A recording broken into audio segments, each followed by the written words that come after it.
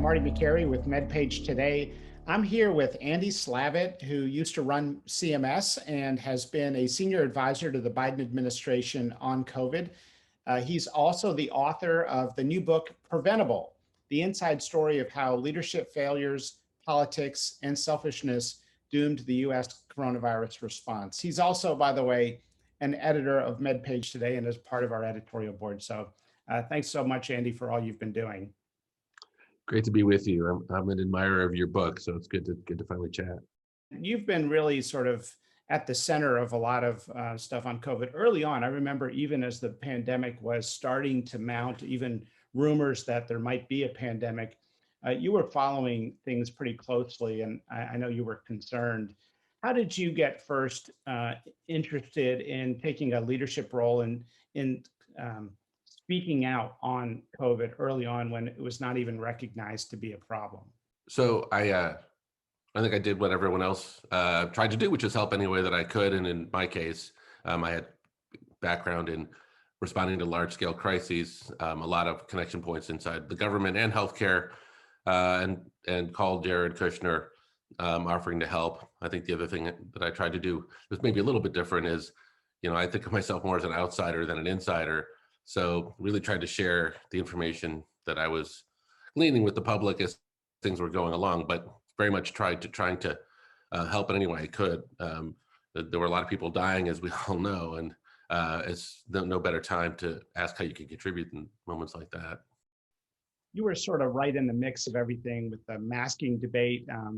Masks have been such a scientific enigma initially, and then sort of a political enigma. Looking back on the whole mask issue, which I know you followed closely, what do you think was our greatest failure there, or something that folks may not appreciate about the whole masking debate? Well, I think there's a couple of things that are clear in hindsight. One is that nobody loves wearing masks. I mean, you're not going to find somebody who says, please let me wear something that makes my face sweaty. So, the question was whether or not that the inconvenience was worth it. And by the way, that was a debate that occurred all over the world. There wasn't a country in the world that wasn't having some form of debate. Is it a mask right? Which mask? Does it protect me? Does it protect you? Et cetera. And of course, we had a shortage of the best quality masks, the N95 masks. That's another matter. But that's that was probably the original sin, because I think everybody's quite convinced that N95 masks would have protected everybody. Our original sin was doing something that no other country did, and you referred to it, Marty, and that's we turned it into a political identity issue. It would have been enough of a challenge if it was just a public health question, and there would have been plenty of debate and plenty of people who didn't like it or liked it.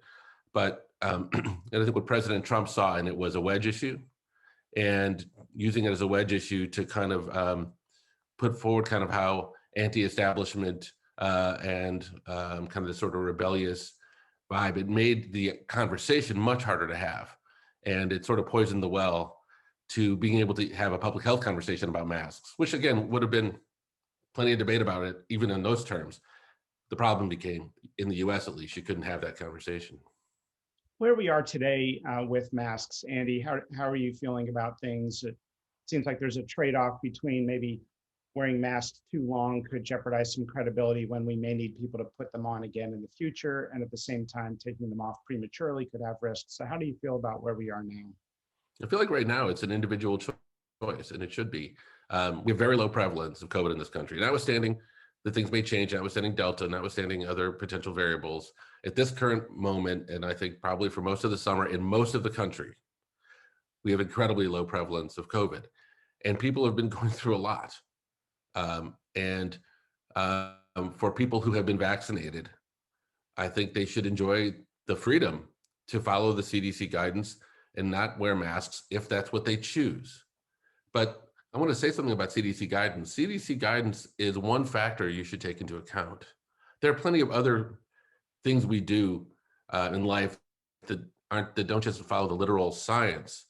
If you feel better wearing a mask psychologically, or if you think it sends a signal, or if you have kids, or if you want to make other people feel safe in public spaces, there's plenty of reasons that you could choose to wear a mask that are perfectly okay.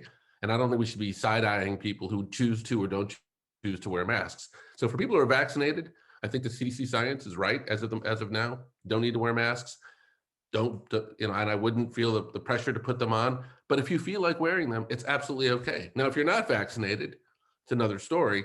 I think the first thing you ought to do is strongly consider talking to your doctor about why you're not vaccinated, ask any questions you have, and hopefully you'll make the decision to get vaccinated. But in the meantime, you're at much more risk, particularly with the Delta variant. And in that case, I think it would be wise to wear a mask. I think I'm probably yelling into the wind with that, but that's my perspective. Do you think there's been some bureaucratic hurdles that were unnecessary that we've learned lessons about that could be addressed in the future? Say if we have to get better guidance or FDA approval around something in the future, are there some steps that we can streamline? Oh, always. There always are. And we need a serious look back kind of objectively at every step and try to do that in as apolitical a way as possible. It begins with the fact that we had 12 million N95 masks sitting in our strategic stockpile when we should have had hundreds and hundreds of millions. And I was part of the budget requests after the outbreak of Ebola. I was part of the budget request that Obama put together to restock the strategic stockpile, and the Republican Congress refused to do it. And there's a larger larger point here, which is not political. But the larger point is these sort of invisible investments in things that we think don't matter. Sometimes they do matter, and sometimes we don't know why they matter until later when they do matter. But if we had the proper amount of N95 masks, first of all, it would have protected healthcare workers, and they wouldn't have had to reuse them. Secondly, they would have been more broadly available, and I think that would have probably helped make the guidance a little clearer. At least my suspicion is. And then we had the companies that were producing the masks not tracking them, and we had a tough time pulling the trigger to get, as I document in my book, 3M wasn't always a great actor here. Many of their masks were going other places and were being turned around and sold on the black market at a time when we desperately needed them. So that's one. I think your second question, the second half of your question, if I interpret it right, is could the CDC do a better, clearer job on guidance? And I think there's a lot to learn about public health messaging that we all need to get better at, because public health messaging isn't like regular communication, right? Before we have a vaccine or a therapy, well, all we really have are our words. All we really have are how we communicate with one another, how we relate to one another, whether or not we decide to get in a crowded room and yell and scream and sing during the middle of a crisis. And so if we lose trust by not communicating well, or if we don't explain why things change as they change, which is difficult for the public to understand, is it's a novel virus, we learn how it works, that evolves, but that erodes trust if you don't carefully manage it. So I'm quite sure that there's a strong lesson in public health communication. And the reason I know that is because if you look at the countries that did better at this, the countries that did better at this, they largely did better because they've been through public health crises before. Mm-hmm. Which country would you say did the best that's not an island country? Well, so look, I think the entirety of Southeast Asia, and you could call Hong Kong an island country, but the truth is it's got the most direct flights and train line directly to Wuhan, as you know. So I think all of sort of East Asia, I think did better, not because there weren't people flying into the country from China with COVID. There were and from other places, but because they had the muscle memory, they had the reps in the country to simply know how to relate to public health practices. We were going through it all for the first time. In our defense, we, I think, for a long time felt immune from crises like this, and so I think our response was a little bit more sluggish. But even if you look at countries in Central Europe like Germany, which I think is a pretty good parallel to the U.S., it is obviously surrounded by other nations. It's very, very diverse, as you know, and yet I think Angela Merkel did a pretty good job talking people through the science and the logic and balancing the needs of different communities. And when they shut down bars, They provided funding to the bars that they shut down so that everybody could be in it together. We didn't do those things, and I think those cost us. You mentioned, Andy, in your book, Preventable, how testing was such a struggle early on. And one of those issues was that hospitals and universities really just couldn't test people, even though they may have had the brain power and the technology to do so. How is that a factor in getting behind the 8 ball early? Well, it was the first big technical mistake we made, or one of the first major technical mistakes we made, because if we had an opportunity at original containment, and I don't think that containment would have lasted entirely, but if we had an opportunity to keep the genie in the bottle for longer so people could have responded, it would have been very quickly identifying where the spread was, right? And we would have needed to have testing roll out pretty significantly. And a lot is made of this parallel, but and maybe too much is made of the parallel, but the parallel between South Korea and US is interesting in the following way. We had the same day we had our first identified case. What South Korea did was they allowed basically every lab in the country, university, national, et cetera, to develop tests and get them out there quickly, and created a national system, as we all know, we remember, of drive-through testing. They also, by the way, purchased masks for everybody in the country, again, rapidly. We made the decision, which I think turned out to be a very big mistake, to say that there would only be one test and it would come from the CDC. And the reason that was a problem is because we had to put speed over everything else at that point in time. And we were not treating this like a crisis within the Department of Health and Human Services the way we should have. It was a leadership problem, but it was also an experience problem. And so the one thing that I've learned in managing crises is you try never to have only one path out of the jungle, so to speak. Yeah. So if you put all your eggs in one basket, which is this is the test we're going with, then you better execute perfectly. And the problem in a crisis is you're always going to make some mistakes. You have to your plan has to allow for some things to go wrong. And so if you had every lab in the country producing tests, if a few of them didn't work, you still would have been in much better shape. When they made this decision to say we will only use the CDC test, it put themselves in a very tough spot. And of course, that test didn't work. The research dollars were mostly driven towards vaccines early on. And a lot of the big clinical questions, like how does it spread and if masks work, the funding for that type of research lagged behind. Is that something where we could have done a lot better? Really interesting question. And it's a complex question, because the question is, at some level, should there be a national strategy and prioritization to help you with both, all of the above, the diagnostics, the therapies, the vaccines, and of course the public health communications and testing of what's working.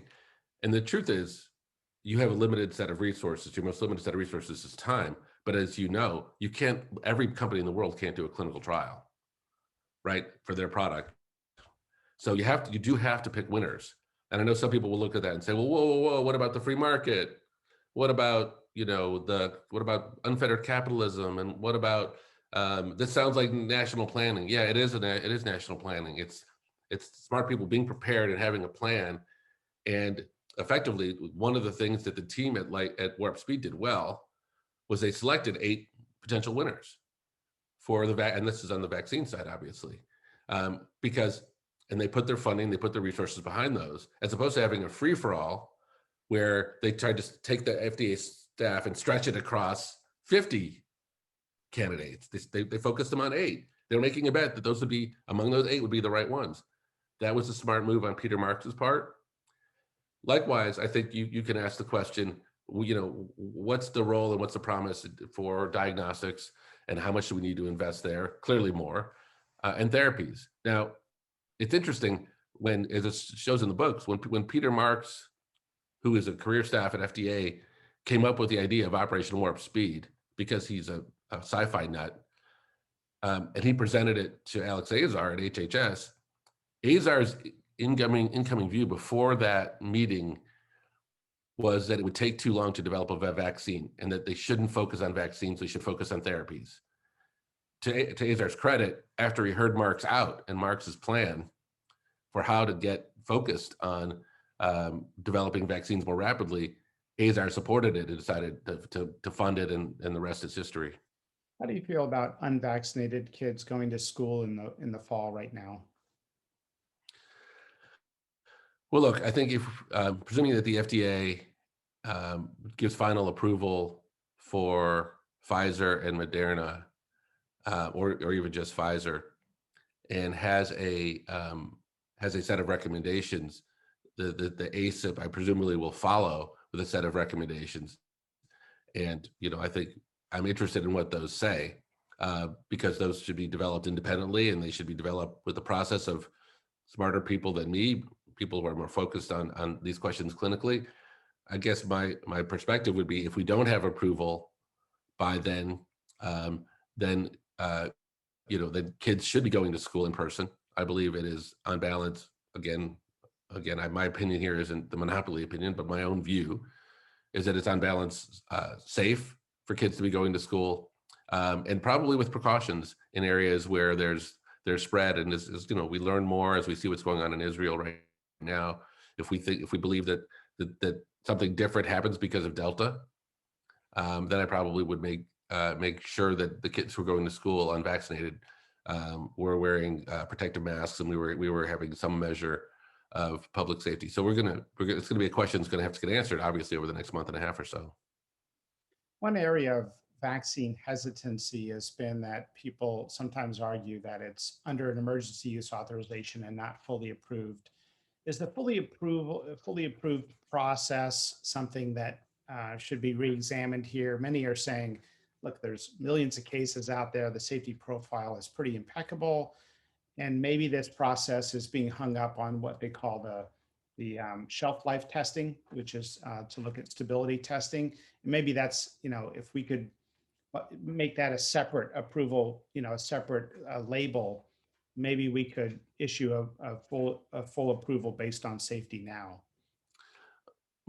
I think the one thing I know for sure is that the people who are not getting vaccinated because they're waiting for FDA approval don't want people like me weighing in on what the FDA should and shouldn't do. I think those are people who really want to see that it go through the full process, because they're nervous, and they don't. And what they're nervous about, rightly or wrongly, is that there was something that was done that was expedient, that wasn't wise, that hasn't shown up yet. And look, while you and I may be very confident that's not the case, and I'm gathering you are, and I certainly am, that's why we got vaccinated so quickly, it's not an irrational thought for people to have. And I think we need to respect the fact that people come from a place where their process tells them that this should be a more considered decision. And so if people are feeling that way, it's probably not my course to say, are they right, are they wrong to be concerned? It's my course to say, fine, let's let people see this happen, see this evolve, and then if they feel the jury's still out, that to get there and continue to hopefully dialogue with the right people, with their physicians, with people who know things, as opposed to going on Facebook and reading rumors. Now, your broader question is a good one, which is, are there reform opportunities for the FDA to shorten the process of approval? And I think that ought to be examined outside the bounds of the current crisis, again, so it doesn't taint people's perspective on the process. But of course, I mean, there are always, as you know very well, and as I know very well, there are always opportunities for the FDA to approve how they do their jobs. I will say one final thing, having run an agency, if you're running an agency like FDA or CDC, the one thing you can be sure of is you're always going to either be too slow or too fast for somebody. And oftentimes too slow and too fast at the same time. Why did they remove the mask mandate so quickly? Why did they wait so long to remove the mask mandate? They'll hear them both.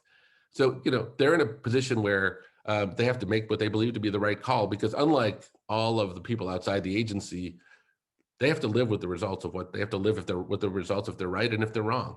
And, coming on TV and saying, oh, the CDC should do this faster or do this slower, et cetera, that's free and easy, because if you end up being wrong, you don't end up having to live with the consequences. And as you know, because of your first question, when they have to double back and say, oh, we got to change this, it does come with a cost.